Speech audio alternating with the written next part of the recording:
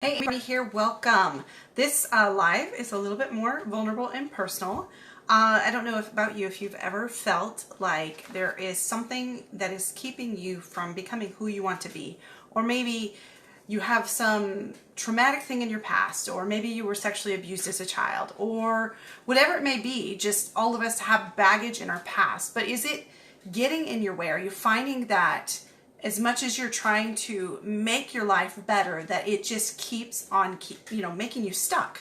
So I knew I was going to share about this topic, but I was nervous to share about it. It's very kind of personal and vulnerable, but I knew it could probably help somebody. There's kind of a stigma around talking about these kinds of things, and even though I know, I live personal development. I live doing whatever I need to do to become a better person.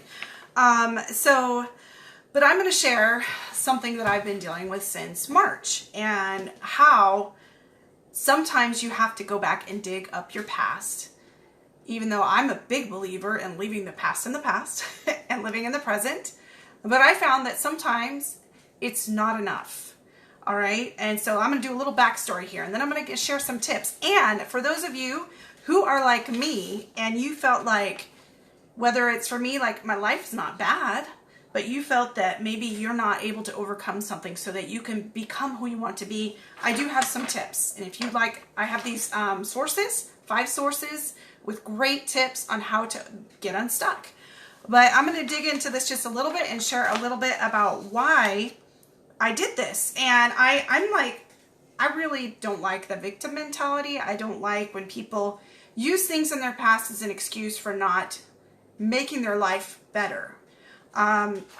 So I've always just kind of like, I have like a block from my life from high school down. There's a lot of things I just don't want to deal with. And I just kind of left it there. I haven't touched it for years and years. And I'm not saying, I didn't have a bad life. But just, we're all different. We're all wired differently. And the experiences I went through and the way I interpreted it at that age have left scars on me, just like everybody has, right? And sometimes when we're trying to become our best selves, when we're trying to become that higher, better person version of ourselves, I had found that there was one part in my business that I could not break through in. I was very successful in everything but this one aspect. And it didn't make sense. It didn't make sense on paper, because as good as I was doing in everything else in my business and the kind of work I was putting in, I should have been able to show up in a better way in this one aspect. And it was hurting me. And I wanted to be able to help more people. And so my mentor, Haley Ragsdale, she suggested that I go get counseling, and I start to look at my past, and I immediately was like, oh my gosh, like all these feelings and like fear and anxiety, like just overwhelmed me. And I knew she was right. And I didn't want to do it. I was like, oh my gosh, for 20 plus years, I don't even know, I have put a lid on my past. I didn't want to touch it with a 10-foot pole. And I knew she was right. I felt it inside. I knew I needed to deal with it. And I was like, well, crap, I don't want to go see a counselor. I don't want to do that. But I was like, I'm coachable. I'm willing to do whatever it takes so that I can be the person I want to be, so I can help more people. And so, number one, if you feel like you're stuck, you feel like there is something that's just eating away at you from your past, something that pops up on a regular basis, something like, I have worthiness issues. I think most women do. If this is making it so that you're not having the success you want, or you're not having great relationships like you want, or it's keeping you from being the person that you want to be, then these tips might be good for you. They might help. And just be a little open-minded about some of these things. It's kind of painful and hard to do these things, but it's so worth it. And I'm going to tell you what happened to me. All right. Number one, therapy. You don't do this alone. If you are going to dig into your past, you do not want to do it alone. I cannot even say I'm so amazed. Actually, I got paired with just the perfect therapist, and for me, and I'm just amazed at how brilliant she is and how she's able to you know, she's just so well trained, and the things that I say and the things that I share and how she's able to highlight and point out different things maybe I should focus on, or how I can interpret that, and finding these false beliefs that I have, and how maybe I can look at a different part of my life in just a different perspective. And she's just so good. And so having someone professional to walk you through this, whether it's something from your past, some kind of trauma, sexual abuse, whatever it may be, and it doesn't have to be a big thing. For me, it's not, I wasn't physically abused. I wasn't sexually abused. I didn't have any of that, but I still had some, I was reacting as if I had been through some trauma. And so, it's incredible. Therapy is great. And so here's my experience with this is, as soon as I agreed to open that door, this is what you may experience. If you're like me and you've put a block on your past and it is keeping you stuck in certain ways in your present, and you decide to let that door open, I was overwhelmed. And by the way, I would love to hear if you have any thoughts on this topic, on how to get unstuck and how to deal with the things in your past that are keeping you stuck. Please share, because this is an ongoing process and I would love to learn from you. So once I open that door, be prepared. I had never experienced anything like this before. I had no idea how many deep, overwhelming emotions I had buried behind that door that I had closed off for 20 plus years of my life. And once I opened it up, I felt like I was going to drown in the emotions and in the feelings and everything that was going on. And so having a therapist to guide me through that, to walk me through that, to help me to know that it's, you know, go a little at a time. You don't need to bury yourself. You want to stop when you get overwhelmed. And so it was overwhelming. And I imagine for someone who's a survivor of abuse of any kind, that deciding to dig into that would be a very painful, overwhelming process for an extended period of time. For me, it was a few weeks. I was overwhelmed with emotions, but then it's like as soon as I accepted and let the idea of examining that part of my life, as soon as I let my mind know it was okay to address it, the overwhelming feelings went away. And now I get thoughts every now and then, and I track them down. That's tip number 2 is keep a journal. I'm going to talk about that. I write them down. And I think about them, and I'm like, oh, and I get these like realizations of how that's showing up in my life today and why it's impacting me, and maybe ideas on how I can address it so that I can step into a better version of me.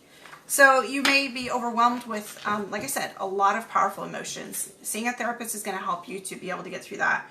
I've only had 2 sessions, but I've had tremendous results just from those 2 sessions. So she recommended keeping a journal. And so what I've been doing is you don't attach any judgment to what you feel. Just write it down. Here's my pretty journal. And I just write down. I just acknowledge what I'm feeling. I write it down. And if I have like sometimes in the shower, I'll have these revelations and these things that come into my mind and these connections that all of a sudden are coming together, and I'm realizing why I'm doing different things and how maybe I can be able to overcome that. I write it down. And when I've had 2 sessions with a therapist. When I'm with her, I had like the most empowering experience with her last time, and it was so many amazing ideas. I write them down, and then I pray about it, and then I write down more thoughts, and then I kind of give it a break for a while. Like I just picked it up the other day, but I gave it a break for several weeks because I have a life to live, and I don't like to stay in the past. I will visit it and I will deal with it, but I don't want to live in the past. So number 2, keep a journal. So it can be a private place to express your feelings, a place to document insights that you can go back later. This is personal. You can express whatever you want, no judgment. It's a safe place to release anger, pain, sadness, intense emotions that need to be expressed. This has like been the most powerful lesson to me, is that these intense emotions need to be expressed or they can cause internal damage. And I had no idea what I was blocking. Once I opened that door, I was blown away by the feelings and the emotions that like overwhelmed me. And so when you've been through any kind of thing in your past that's keeping you stuck, you've got to identify it. If you're willing to do it and you need to do it to become unstuck, then you've got to acknowledge. It's like you go through the grieving process. For anybody who's ever lost somebody, there's stages of grief. and you're going to have to deal with it and face it. You're going to deal with some strong emotions, but in the dealing with it, you're going to be able to, it's going to lessen it lessens the hold it has on you. So for me now, I only have those strong emotions, like right after I have a session, even though it was an amazing session, I felt overwhelmed the next day. And it's just like stirring the pot, you know?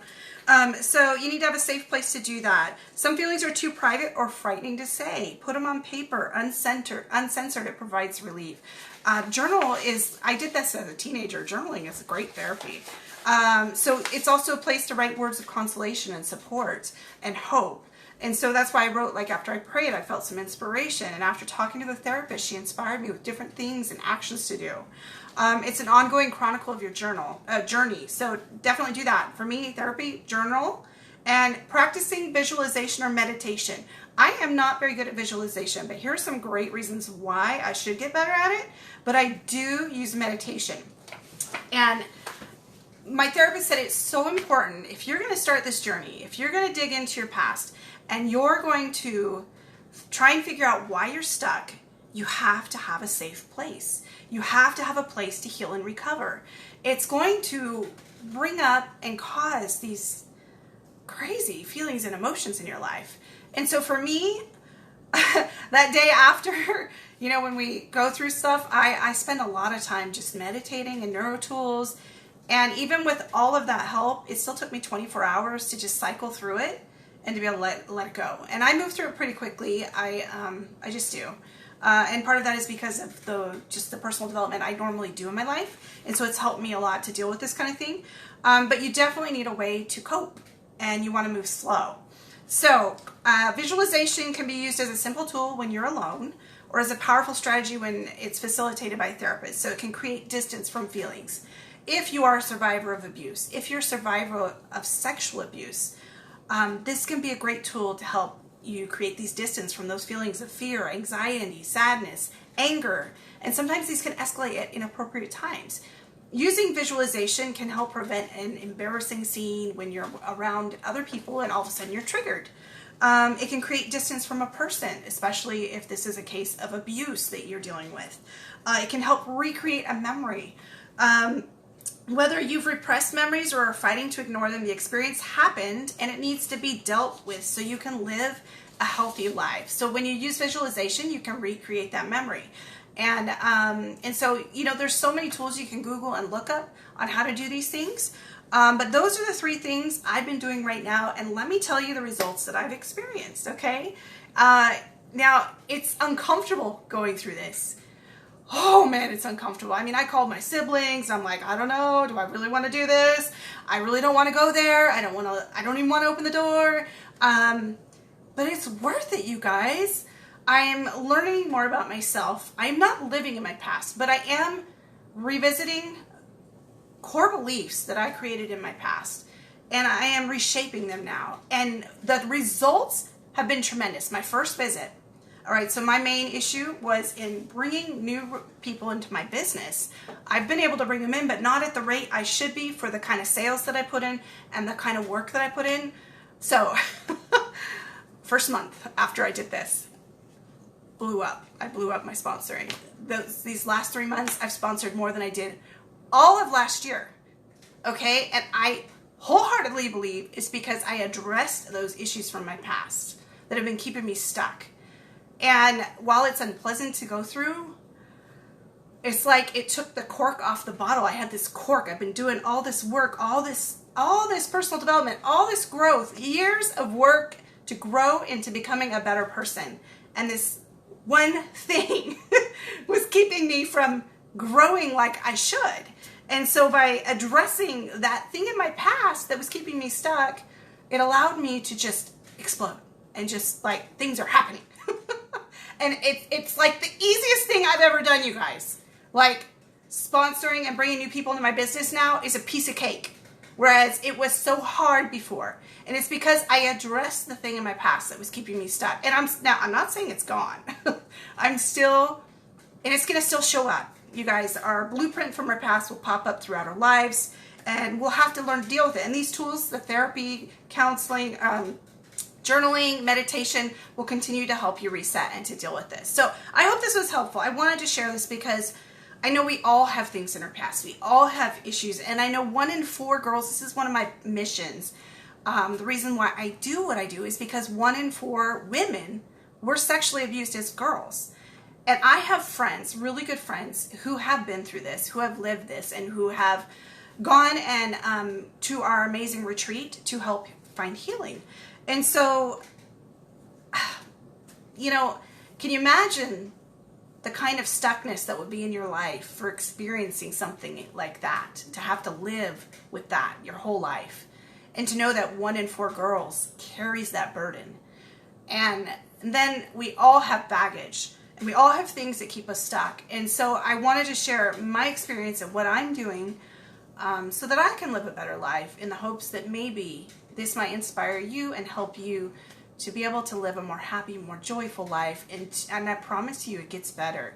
It's really hard when you first start, and it's really painful. And the emotions feel like you're going to drown in them when you open that door to your past, when you have that kind of a past that's blocked, but it's keeping you stuck now, and you're unable to grow into who you want to be. It's very hard, but it gets easier, and it's so worth it. So worth it.